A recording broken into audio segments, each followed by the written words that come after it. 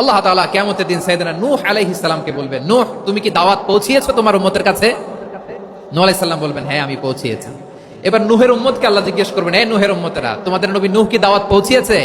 নূহের উম্মত বলবে, না আল্লাহ, আমাদের কাছে কোনো সতর্ককারী আসে নাই, কোনো নবী টবি আসে নাই, কোনো দাওয়াতও আমরা পাই নাই, আপনারাও চিনি নাই, জান্নাতও চিনি নাই, জাহান্নামও চিনি নাই। নূহ আলাইহিস সালাম বিপদে পড়ে যাবেন। তখন আল্লাহ বলবেন, নূহ তুমি বললা পৌঁছিয়েছো, তোমার উম্মত বলে কিছু পায় নাই। নূহ তোমার কি কোনো সাক্ষী আছে? তোমার কথা তোমার উম্মতের কথা তো মিলে না। তুমি বললা তুমি আমার নির্দেশনা দাওয়াত পৌঁছে দিয়েছো, কিন্তু তোমার উম্মত বলে পায় নাই। নূহ তোমার পক্ষে কোনো সাক্ষী আছে? নূহ আলাইহিস সালাম বলবেন, আছে। কে? উম্মতে মুহাম্মাদি। তখন আমরা বলবো, আল্লাহ, আল্লাহ নবী নূহ আলাইহিস সালাম তিনি আপনি যা যা বলেছেন ঠিক তা তা তার উম্মতের কাছে পৌঁছে দিয়েছে।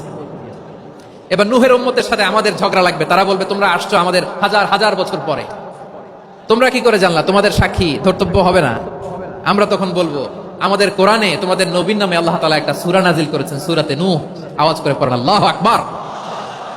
আমরা বলবো, আমাদের কোরআনে তোমাদের নবীর কথা আল্লাহ আমাদেরকে জানিয়েছেন, দিন রাত এক করে তোমাদের কাছে তিনি দাওয়াত পৌঁছেছেন। তোমরা কানের মধ্যে হাত দিয়ে রাখতা, চেহারাটা কাপড় দিয়ে ঢেকে রাখতা, আল্লাহর নবী নূহকে পিটিয়ে ছালা দিয়ে পেঁচিয়ে তোমরা পাহাড়ে তুলে রেখে আসতা, সব আমরা জানি। আমরা যখন বলবো এই কথা, নূহের উম্মত চুপসে যাবে। তখন আমরা সত্য বলেছি কিনা এটা আল্লাহ তাআলা জানতে চাইবে বিশ্বনবীর কাছে। তখন বিশ্বনবী আমাদের পক্ষে সাক্ষী দিবেন। আওয়াজ করে বলেন আল্লাহু আকবার। এজন্য আল্লাহ বলেন, নবী আপনি হচ্ছেন সাক্ষ্যদাতা, সব নবীদের উপর আপনি হবেন সাক্ষী, আবার আপনার উম্মতের সাক্ষীর উপর আপনি হবেন সাক্ষী। তার মানে নবী গো, কিয়ামতের কঠিন ময়দানে আপনি হবেন রাজ সাক্ষী।